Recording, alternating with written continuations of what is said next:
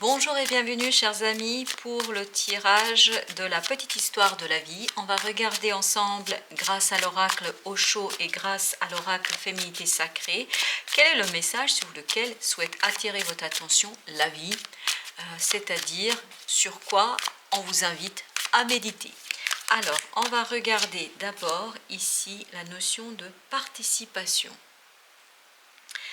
Participation, donc on vous demande de chercher cet équilibre dans votre capacité d'appréhender les choses, votre capacité de trouver le juste point d'accord, le juste point d'accord entre plusieurs choses. Je crois qu'ici vous allez être confronté, vous êtes confronté vous-même à un certain nombre de choses et vous avez besoin de aligner ce quelque chose, de faire un alignement, notamment par la compréhension, parce que cet alignement que vous allez pouvoir faire et que vous allez pouvoir mener, ça va vous ouvrir sur autre chose qui vous libérera, je pense, d'une certaine lutte que vous avez pu avoir au plan intérieur, au plan de votre intériorité. Ça va vous permettre de faire des compromis avec vous-même et notamment, surtout et avant tout, de retrouver cette belle harmonie émotionnelle, de retrouver une belle harmonie spirituelle, de retrouver une belle harmonie en vous-même. Donc ici, avec ce 4, je sens que vous avez besoin de rééquilibrer les choses, de remettre chaque chose à sa place et de remettre chaque chose à sa juste place, me dit-on. Alors, il peut s'agir de personnes, il peut s'agir d'activités, il peut s'agir de loisirs, de répartition de votre énergie sur différentes activités, je ne sais rien, mais en tout cas, je sens ici un déséquilibre qui n'est pas au service de l'harmonie du cœur, qui n'est pas au service de l'harmonie de votre vie. Donc, on vous invite à chercher ce point d'ancrage qui vous permettra de remettre chaque chose à sa place, chaque être humain à sa place, chaque membre de votre entourage à sa juste place, en reconnaissant à chacun ses défauts, me dit-on, et ses qualités. Donc de ne pas chercher à valoriser certains plus que d'autres. Pour quelle raison on me dit ça? Je ne sais rien. Donc essayez d'avoir une approche juste dans l'évaluation que vous avez des mérites des uns et des autres. Vous avez ensuite la confiance. Alors, je suis désolée de vous dire les choses telles que je vais les dire parce que c'est comme ça qu'elles viennent. On vous dit de ne pas vous faire trop confiance, c'est-à-dire que vous êtes trop confiant dans votre capacité de juger, dans votre capacité d'évaluer, dans votre capacité de détecter ce que porte l'autre en soi. Là, on vous dit, soyez plus humble, prenez de la distance par rapport à tout ça et approchez les choses différemment. Parce que on me dit ici que votre façon d'approcher cette évaluation, c'est-à-dire de valoriser les uns et les autres, de valoriser telle ou telle situation, de valoriser telle ou telle activité, pour l'instant ne se base pas sur des critères suffisamment justes et équitables.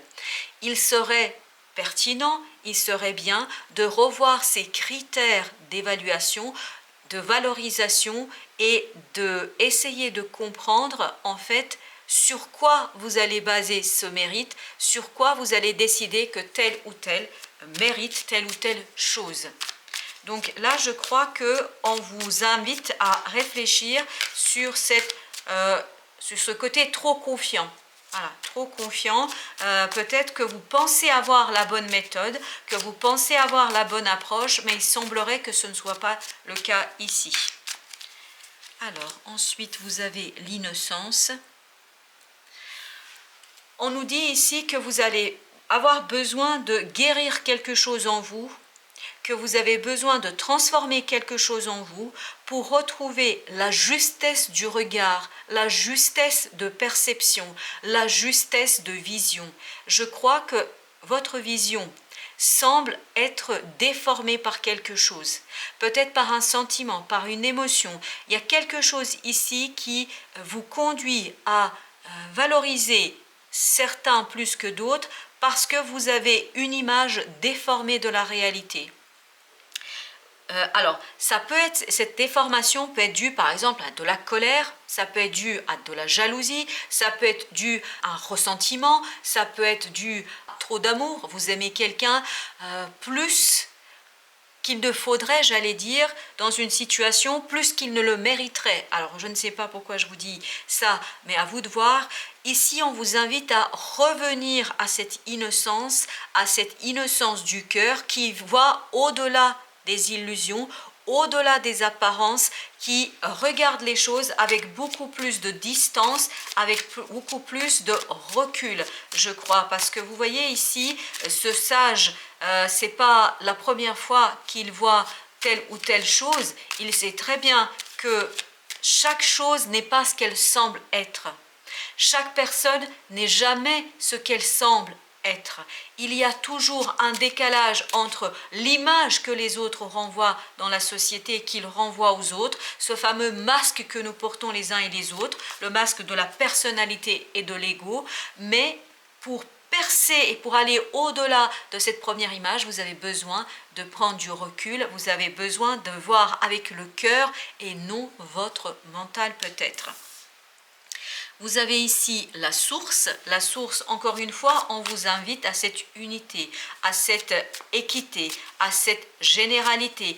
Ne pas chercher le déséquilibre des choses par votre action. Je ne pense pas que vous le cherchez, le déséquilibre. Je pense que vous créez le déséquilibre par votre façon d'appréhender les choses. Je pense que ce déséquilibre est involontaire parce que vous pensez bien faire, mais en fait, vous pensez bien faire, ça ne rend pas le service alors on me dit, ni aux personnes pour lesquelles vous le faites, ni à la vie. Parce qu'en faisant ainsi et en valorisant certaines personnes plus qu'elles ne le méritent, en fait, vous ne leur rendez pas le service car vous ne les invitez pas à l'évolution, à l'épanouissement, au changement, à la modification. Parfois, nous avons besoin de dire aux autres leurs propres limites, leurs propres défauts. Ça ne veut pas dire pour autant qu'on ne les aime pas. Ça ne veut pas dire pour autant qu'on est moins vigilant sur leur bien-être. Ça veut simplement dire que leur façon de procéder, leur façon de faire ne correspond pas à ce qui est attendu et notamment au bien-être commun et collectif. Ici, alors je suis désolée encore une fois de ce que je vais dire, mais c'est comme ça que ça vient. On vous dit que vous avez besoin d'enlever vos œillères, que vous avez besoin de regarder, d'ouvrir les yeux sur quelque chose, d'ouvrir les yeux pour voir les choses avec beaucoup plus de clarté, parce qu'il y a quelqu'un ou quelque chose ici qui n'est pas dans son authenticité. Et ça, vous n'arrivez pas à le percevoir, vous n'arrivez pas à le sentir, à le deviner, parce que vous regardez les choses à travers un voile qui est posé par vos sentiments, que les sentiments soient négatifs ou qu'ils soient positifs.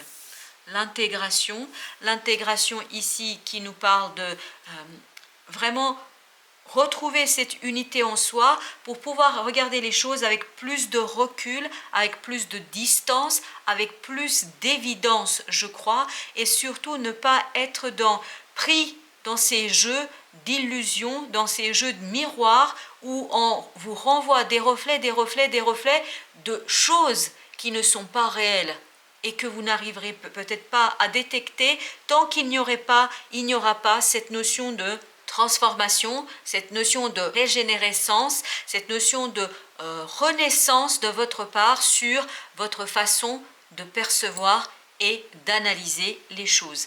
Au dos deck, nous avons la répression. Je crois que ça va vous demander justement de faire exploser ces murs, de vous libérer de vous-même et de ces sentiments qui faussent votre jugement sur quelque chose. Pour notre oracle de la féminité sacrée, vous avez la renaissance du phénix. Tout changement confortable ou inconfortable amène à une nouvelle sagesse, un dépassement de soi. Je crois que vous êtes ici dans cette innocence, c'est-à-dire cette notion de renaissance du phénix. Vous avez besoin de renaître à vous-même. Vous avez besoin de vous ajuster, de vous réajuster dans une situation pour avoir un regard plus aigu, plus distant, beaucoup plus innocent par rapport à quelque chose ou par rapport à quelqu'un. Vous avez besoin de vous libérer vous-même, je crois, d'une certaine façon d'appréhender les choses, d'une certaine façon de regarder une situation pour pouvoir voir les choses dans leur objectivité, pour voir les choses dans leur réalité. Pour ça, vous avez besoin de renaître à vous-même et à votre façon d'appréhender la vie et les choses. On a ensuite la tempête émotionnelle. Votre vie est rythmée par de vives émotions continues qui ne cessent de vous tourmenter. On est dans cette répression. Je vous disais que votre façon d'appréhender les choses est aveuglé par vos émotions, que ces émotions soient positives ou négatives. Un amour nous rend aveugles. On ne voit pas ce qu'on devrait voir, ce que tous les autres voient. Parce que l'amour rend aveugle, puisqu'on essaye de voir l'autre, notamment à travers un voile d'amour et d'une image que nous avons de l'amour et de l'autre.